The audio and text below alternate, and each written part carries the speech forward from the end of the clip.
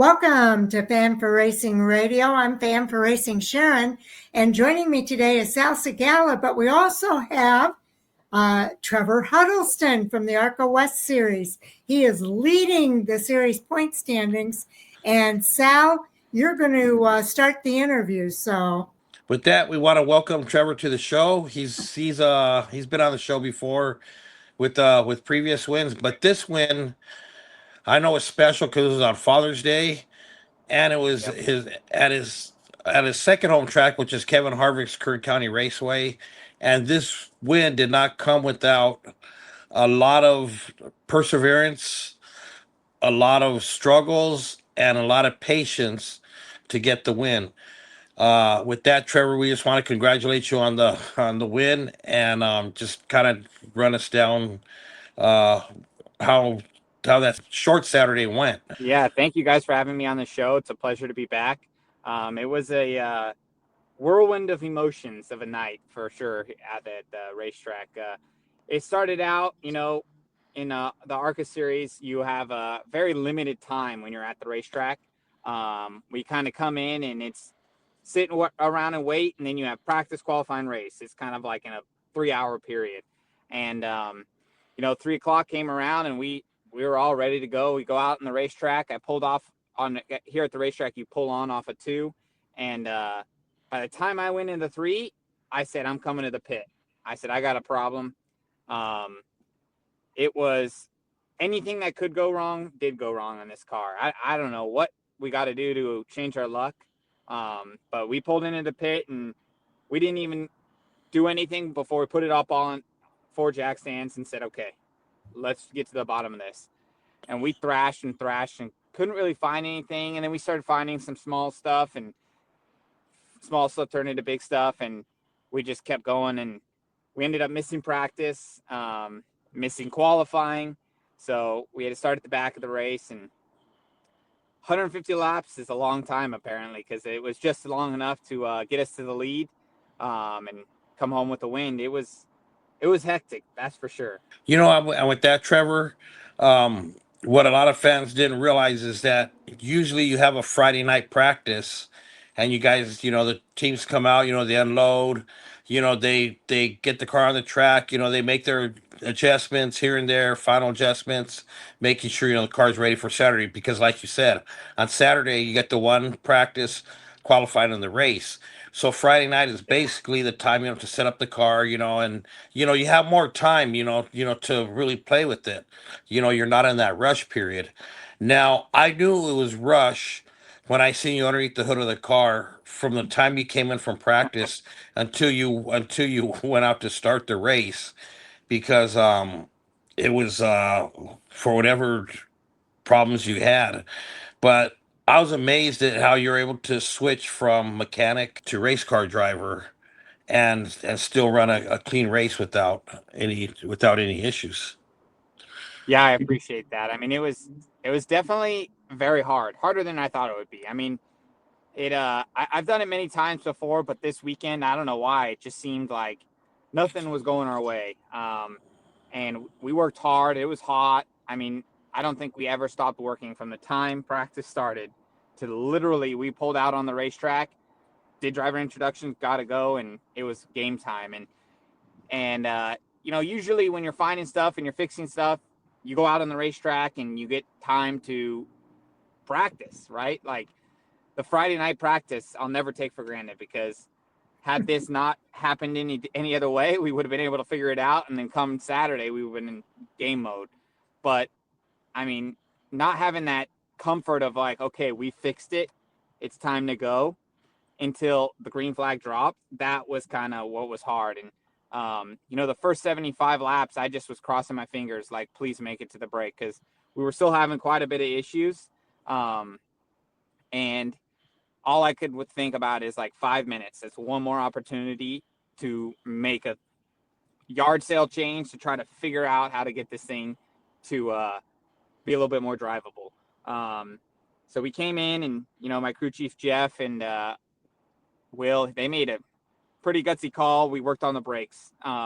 Chassis wise, we kind of left it alone because we hadn't been able to practice at all. Right. So we honestly had no idea what the car was going to do. at all because we never were able to drive it 100%. So they made the decision to let's work on the brakes, and I think that was kind of that turning moment when I went out on the racetrack and I knew that our problems were resolved for the most part. It gave me a little bit more confidence that I could drive it how it needed to be driven, and we were able to come out on top. You know, it was kind of neat to see when you did finally cross the line. I don't think I've ever seen Will run that fast to give you a hug. Yeah, that's for sure. I mean, I think you got a good, pretty picture of that one on Facebook, but it was definitely a special one for us, right? Because, you know, we've had a lot of wins together, us as a team, but this one was pretty cool because I don't think at any point in the race we thought we were even going to finish, right? So just finishing was our goal, and then finishing in the top 10 was our goal, then finishing in the top 5, top 3, and so on. And as the race played out, we started realizing, like, oh my gosh, we have a chance. And it was kind of that no give up attitude that allowed us to win, because there was a lot of great cars in the field. Pretty much this ARCA West season has been phenomenal, right? I mean, I think every single finish has been a highlight reel. The competition level is great. We get a good car count. So to be able to win in a field like that with the adversity that we had, starting from the back, not having everything fixed, it was one of the top tier wins for us for sure. And to do it on Father's Day in front of our home crowd, at our home track, like, can't beat that. You know, and like you said, you know, there was a lot of good cars out there. Jerry Pitts brought in Buddy Shepard, who could have been a factor. Buddy had issues. Uh, you know, you had Jake Bowman, who was running fast practice speeds. He had an issue. He went out. Yep. Uh, Tanner Reif, you know, wasn't having one of his best nights. But the one driver that I think really felt the most, and I felt really bad for, was Kyle Keller, because he's been having a really good season. And the first race, you and Kyle, you guys had a really good battle there at the end. Unfortunately, with this race, you were a little bit more out ahead. But I think Kyle felt that he might have had something for you. But either way, he still came out on top. And it was, I'll tell you, watching the High Point Racing team go through all that adversity and get the win was huge. I know when I turned around, I got a couple pictures of the guys high fiving each other, and they were just.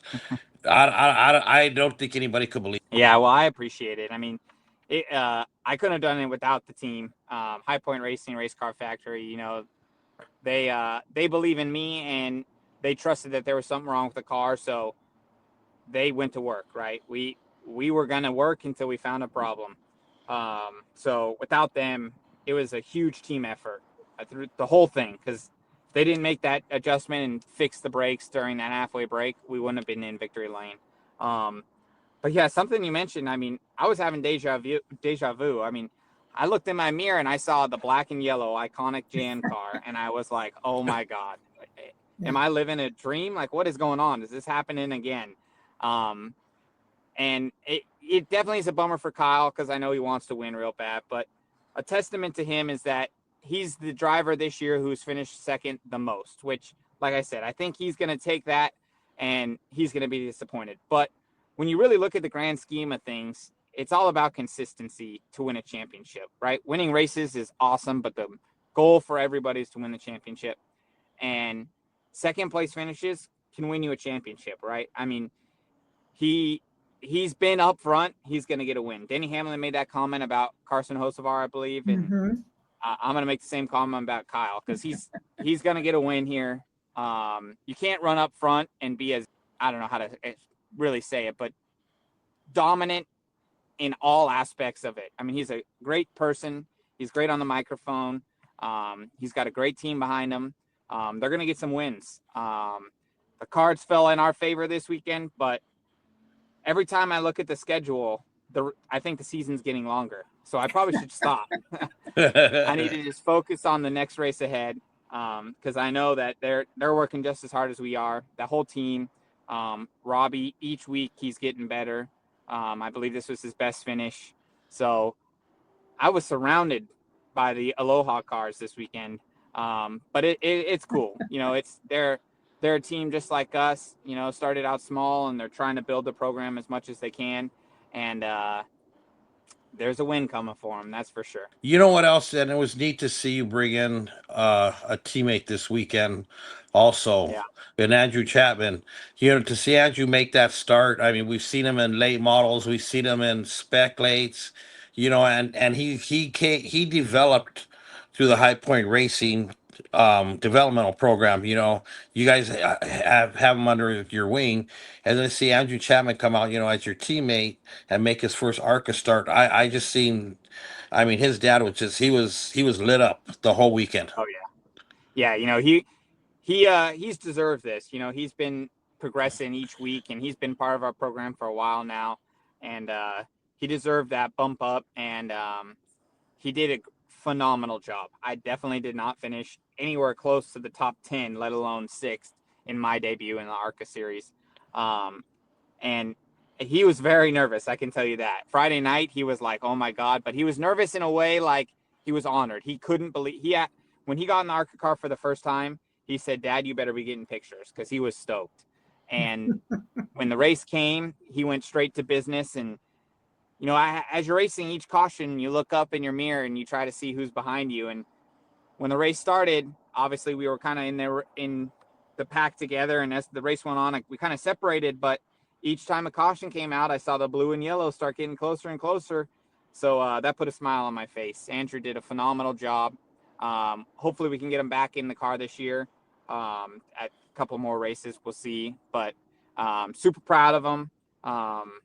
So we'll see. It was cool to have a teammate. I haven't had a teammate in a while. And one of the series, it's really beneficial because you could bounce off ideas and use each other on the racetrack. So pretty cool. And with that, I would turn it over to Sharon. I know she has some questions for you too. Awesome. Well, Trevor, I'll tell you what, one of the signs of a championship season is when you can overcome adversity and still prevail in the end. And that's one of the things that we've said for a long time, is that mistakes are going to happen, but it's how do you deal with those things that happen and still make it work to your advantage. And you guys did that, and you should feel very, very proud of your team for that. But one of the highlights, I thought, not just overcoming the adversity and winning the race, your dad interviewed you. Was that kind of an emotional moment for you guys? For sure, because I mean, It's on he knows the Father's struggle, Day. right? He knows the struggle. He's been a racer since he was in high school, so he knows those days where just nothing goes your way. So throughout the day, he kept checking in on us, just kind of telling us to keep believing, right? And he made the exact same comment as you. You can't let one small mistake or one small problem become a bigger problem and let it ruin your day, ruin your championship. So he said that championships are won on days like this. So Exactly. perfect comment. So he kind of gave us a boost of confidence that we needed as well. So when the race started and just seeing the energy in him and the energy in the crowd, we had a great crowd on that night. It definitely made it awesome, super special, because he knows the blood, sweat, and tears. And I know the blood, sweat, and tears he puts into running the event. And, you know, it's unbeatable. And there's one thing that I didn't want to say before the race, because you can't jinx anything, but I'll make the comment now because it's over. But my brother, super special that my brother now, he started a business called Blink Designs, where he does a lot of the trophy design and the t-shirts, and he does a lot of stuff for the racetracks. Well, he was the one who actually designed and made the trophy for this weekend. Oh, that was nice. And he walked down and right before the race, and he said, all right, I made the trophy for Dad. Now it's your job to win it. And I was like, oh man, you can't put that pressure on me, bro. But so one of the first things I said when my dad came down was Happy Father's Day from me and Tanner, because without that cool trophy, it wouldn't have been as cool of a Father's Day gift. But for sure, super special. Couldn't have done it at a better place out at home. So awesome day. Absolutely. Oh, Absolutely. and on that note, Sharon, they Yes. had a really good father son moment. They both held the trophy, and they held it up held over it their up? heads. I made Yeah. sure when Trevor couldn't do it, Tim went over there. I said, Tim, Happy Father's Day. I said, now you and Trevor got to lift that trophy up together. So they both lifted it up. Great. It was a great moment. Yeah, I Very, definitely very needed his nice. help. That was a heavy trophy. Well, it's funny because I have you in the trophy in the thumbnail for today. Perfect. So that's pretty cool. The other thing is, and I talked about this earlier, is you have a perspective that is so unique to most of the drivers in the series, whether it's the ARCA West, the ARCA East, or the ARCA Menard series, because you know what it's like from the track perspective and the preparation and everything that goes into that. You know what it's like as from the mechanical perspective because you help work on the cars. And, you know, as a race car driver, you didn't always have that perspective when you first started racing, but you have that perspective now. And I think that's got to help you in some ways. It's got to give you a Yeah, for little bit of sure. an advantage. No question. I mean, I feel like even in Days of Thunder, they made comments about this, like understanding how the race car works is kind of what helped Cole Trickle get better as the movie went on. Yeah. But the same sake goes for me. You know, I started racing when I was 12, and I really started grasping how everything worked by the time I was 16, 17 in that range when I finally stopped cleaning the race cars as my sole purpose. And I was able to start working on them. But it definitely gives you a better understanding when you're out there on the racetrack and understanding what the car's doing and what you can do to make it better and why it's doing that. That was kind of the turning point in my career. I think I won my first championship around that age. So without a doubt, knowing the picture is this big and you got to funnel it all down to this right at the end is that's pretty much key to winning the races. And as the years gone by, I've been super fortunate to now kind of see the track promotion side of things, and everything race cars is chaotic. Running in the races, working on the races, and racing, it's pandemonium. But it all comes off without a hitch, and people have no idea of all the pandemonium Exactly. that happens behind the Yep. scenes. They close the curtains and they're like, they clap, right? Exactly. And we go, yay! Talk about how you made a good comment there because you talked about all the pandemonium that's going on behind you, behind the scenes. But when you get in that race car, you've got to kind of funnel it all in. Talk about your process and how you make that happen. Yeah, it takes a lot. I think that's one of the key factors as a race car driver in general, is the mental aspect. You have to stay focused, like eyes staring for 3+ hours sometimes, depending on where you're racing. So it takes a lot out of you. And as anyone knows, mental challenges are very difficult and really drain you. So getting in the race car and focusing on one goal, which is winning, is a tremendous task. And there's so much going on, right? That's the cool thing about NASCAR is it gets strung out for sure, but the racing, when you're racing, you are literally door to door, and that's why they call it a full contact sport. I don't think that there's many other types of racing where you get that close and touch and it's okay without everything going boom, right? Yes. So it definitely takes a lot out of you. This race was especially difficult because of everything that went on. The first 75, all I could think about was finishing, or getting to the break. And then the second 75 is kind of when everything reversed. And I said, okay, we have no more opportunity to change the car, no more opportunity to fix the car. Our bed's been made. What's our goal? Go get that win. So we're able to come out on top. So I think a mental attitude, you're right, is kind of where it's all at. But it's physically demanding on you. It gets hot in the race car, and you've got to manage all of that and everything that's going on around you. So I applaud you because having that mechanical background, I think, really helps you as well in that regard because it allows you to be sensitive to what's happening in that car and give that feedback. Sure. Yeah, definitely. I mean, it gives me appreciation of not pushing the limit and wrecking it because I know what it takes to get it back on the racetrack. Well, and that's part of a driver's growth, isn't it? In the race car. For sure. Yeah, we see that with a lot of drivers, and we say, "Oh, he's on the learning curve." Exactly. So, okay, Sal, what else you got? Okay, so race days here.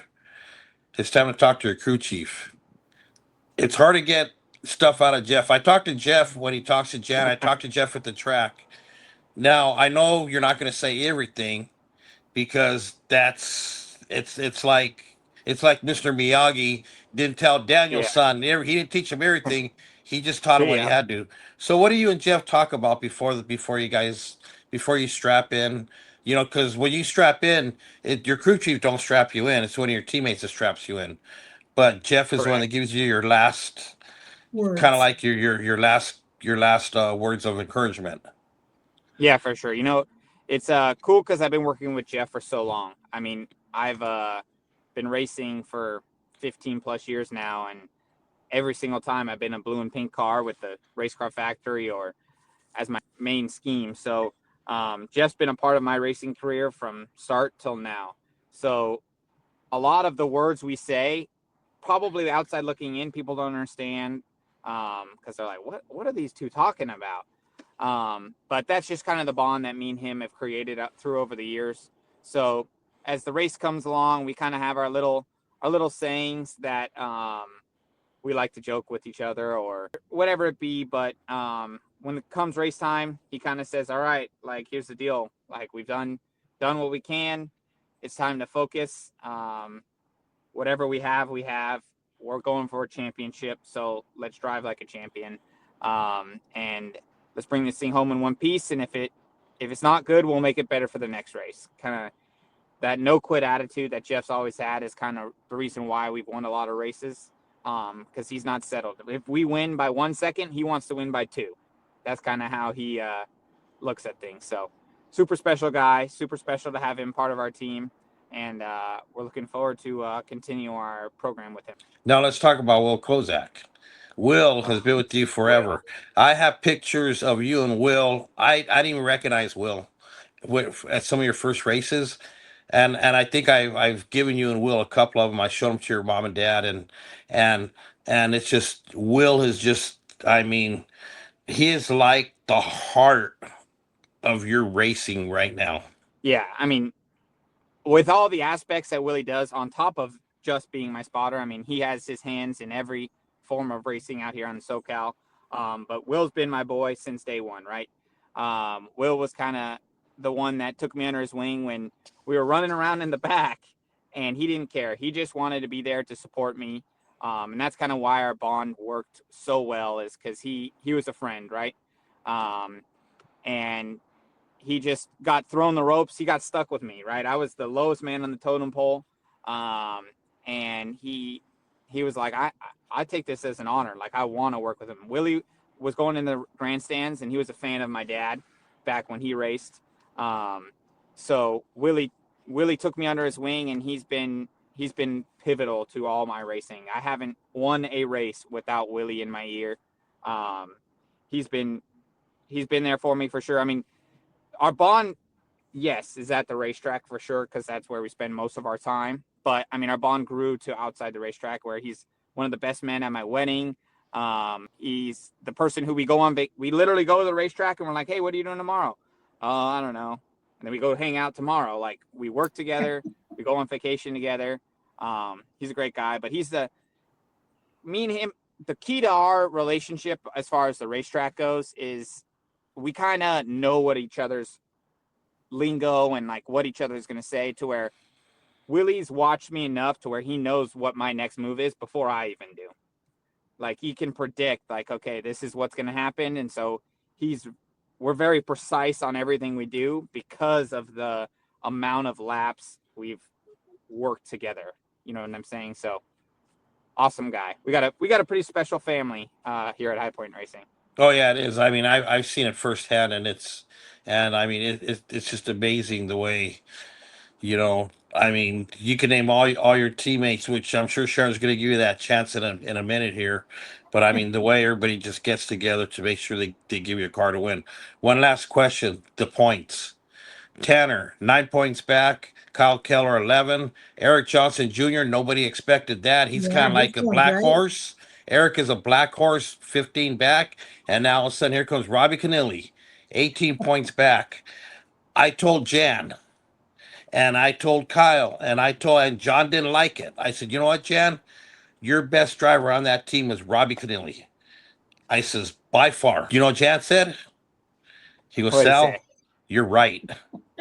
He says, I feel it. I told Jan from day one, Robbie Canilli is going to be your top driver come the end of the season. Give him, just keep pushing him. Kyle, I love Kyle. He's good, but I just think, in my opinion, I think, and I've said it over and I don't care if I piss anybody off, but I think Robbie is a driver that's going to be the one to watch come championship So in other words, race. Sal, you're giving him fair warning, right? I'm giving Trevor fair warning because Robbie's coming up. Yeah, no, it's pretty cool that Robbie got. I think that this was his best finish. So he's each race he's getting better, right? But yeah, I mean the championship picture as a whole. I looked back at some of the other races, and by this time, you already kind of had a front runner. Yes. Where the points gaps were bigger, or even just in the top 5, the points gap was bigger. And I think everybody's got their right now. Everyone's got their like niches, I should say. Eric Johnson Jr., road course guy, right? So we're going to 2 road courses here coming pretty soon. And him being only 18 or however many points back he is, I mean, that's scary, right? You go to these road courses, there's a lot of cars. There's a lot of opportunity to lose points. And somebody like him who's got a lot of talent at a road course could be scary. I mean, Tanner, he's got experience in these cars just as much as I do. And he's got a lot of good knowledge, right? Because Tyler, his brother, gives him firsthand information. And even though Tanner might not have gone to Tri-City last year when I believe Tyler won, you best believe I'm sure they're going to be bringing a car similar. So Tanner's going to be able to go out there and win and just run smart. Tanner is one of the smartest racers I've ever seen. Prime example, Tucson, when he was able to wait and going up to Kyle. I think where Kyle's going to shine is going to be some of these short tracks that we're going to. I believe he won this weekend out at Madera. He races a lot at the Bull Ring. So these tracks, I mean, him being right there in points, it's going to be scary. I mean, I think that's going to be where Kyle's going to maybe get his first win. But like you said, I mean, Jan is building something special.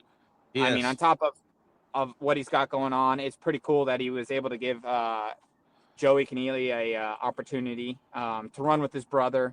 How special, right? I mean, I've gotten to race with my brother a couple times in a limited late, and that's a pretty cool thing. So super appreciative of Jan and what he does for Kyle and the Canellis, and just what he does for the West Coast racing. To bring 3 cars in a series that costs a lot of money, it takes a lot. I mean, I know firsthand. So he's 1 in a million for sure. But actually, my pick to win the series when it started was Trevor Huddleston. Well, that's what I was hoping you were going to say. That was my pick. Of course. That was from when it started. I told me and Jan sat. We had a long conversation. I said, Jan, I said, you're going to make it hard for him. I said, but you know what? I said, the series owes Trevor. I said, for all the time, all the heartaches that they've been through, all the gremlin issues the last couple of years. I says persevering and all that. I said, but I said that this is Trevor's year. I said you guys are you're gonna have to take it from him. He's not gonna give it to you. I said you're gonna have to take it from him. I said, but I said I see Trevor out, winning the championship. But with that, I'm gonna let Sharon close this out. Well, Trevor, I want to say congratulations to you leading the series point standings. I know that's a dream come true for you to be able to do that and to carry it the way that you are as a champion and persevering. So congratulations to you and your team. And I know your dad is real proud of you, your mom, everybody's proud of you, your family. I appreciate you. Well, thank you. Thank you so much. That's definitely an honor. Well, it sure is. And I know you're going to see it all the way through to the end. But this is the point in time that we give you a chance to kind of shout out everybody. You've already talked about Will and you've talked about Jeff, but I know there's a whole lot of people that are behind the scenes there. Yeah, no, for sure. I mean, first and foremost, I got to thank my family, my mom and my dad, like we talked about, but my brother and sister, they're here just as much as I am. They come to the race shop. They work on the race cars. Everybody in my family is pivotal to my racing. My fiance, Nastasia, she's been there for me at every single race in the last 6 years. She has made every effort to come to all my races. And, you know, when sitting at home, she's there in the long nights, the 2, 3 a.m.s. She's right there with us working on the cars, and she doesn't go to sleep before us. She makes sure she's there and making sure everybody's safe, and just love her and everything she does for my career. So everybody a part of my team. I mean, there's so many people that I'm going to forget them. So I'm just going to say High Point Racing, Race Car Factory, the Low Pit Stop, Kevin Harvick's Kern Raceway, Kevin Harvick for all he does for West Coast, ARCA Menards, and everybody. And, you know, it's a blessing to be out here on SoCal. We get to go out here in the beautiful racetracks, do a lot of cool stuff. And then at the end of the day, we get to go home and I get to talk to you people and enjoy my time on here. And then at the end of this all, I'm probably going to be talking to Sal about the next time when we're going to Disneyland, because we're both Disneyland people at heart. So Yes. I'm sure we're going to end up there before the next race, because we always try to fit it in between those races. So we'll see. Maybe you'll see a picture of me and Sal on Facebook about us at Disneyland. I'll be watching. Who knows?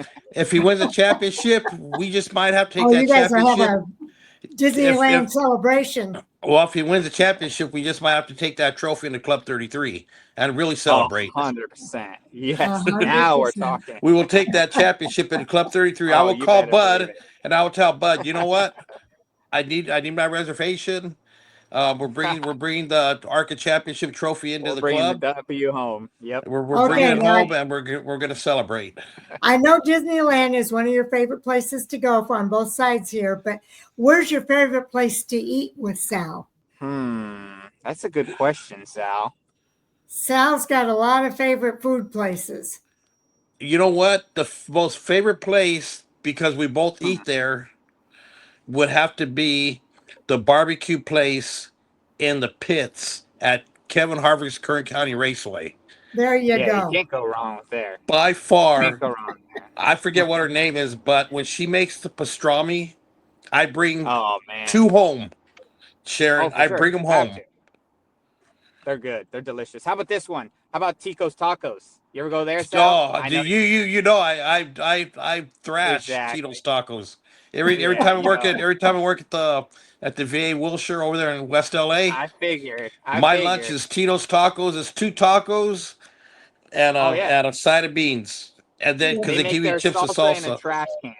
Yep. Blend it up in a trash can. That's what they do. 55-gallon drum. Oh my gosh. Tito's Tacos by far. Well, you guys delivered, that's for sure. So thank you so much. And Trevor, we always enjoy having you on the show. You know that. And I always look forward to the next time that we see you down the road. Well, now we can see you. Before it was always over the radio waves and we couldn't see you. So I'll look forward to the next time that we can see you here on Fan for Racing Radio. And I hope it's as a champion of the ARCA West Series. That's our goal. Well, thank you guys for having me on. Have a great day. Yeah, thanks for coming on. Thanks again. Take care, later. Trevor. Thank you. And with that, we'll say goodbye. All right.